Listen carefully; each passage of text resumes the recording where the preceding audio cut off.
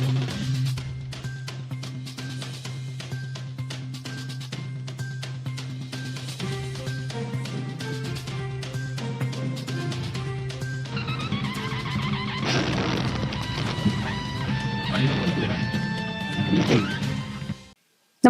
आपण पाहता हिरकणी न्यूज.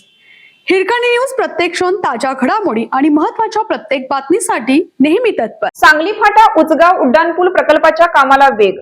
महामार्गावर महापुराचे पाणी येऊ नये यासाठी मंजूर झालेल्या शिरोली सांगली फाटा ते उचगाव या महत्वाकांक्षी उड्डाणपूल प्रकल्पाच्या कामाला प्रत्यक्ष वेग आला आहे. या कामाची वर्क ऑर्डर झाली आहे.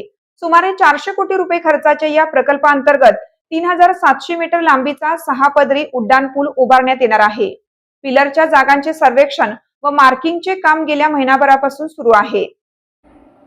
या कामासाठी 8 जून 2026 रोजी वर्क ऑर्डर दिली आहे.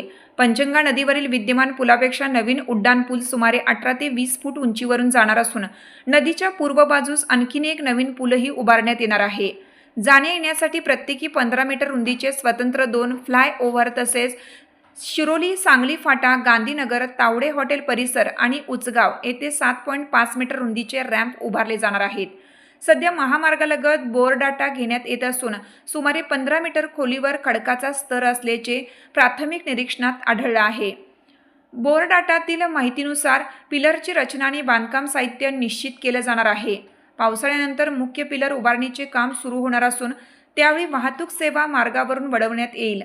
2019 ते 2021च्या महापुरानंतर या भागातील वाहतूक कोंडी आणि पूरस्थिती लक्षात घेऊन या प्रकल्पाला मंजुरी देण्यात आली आहे.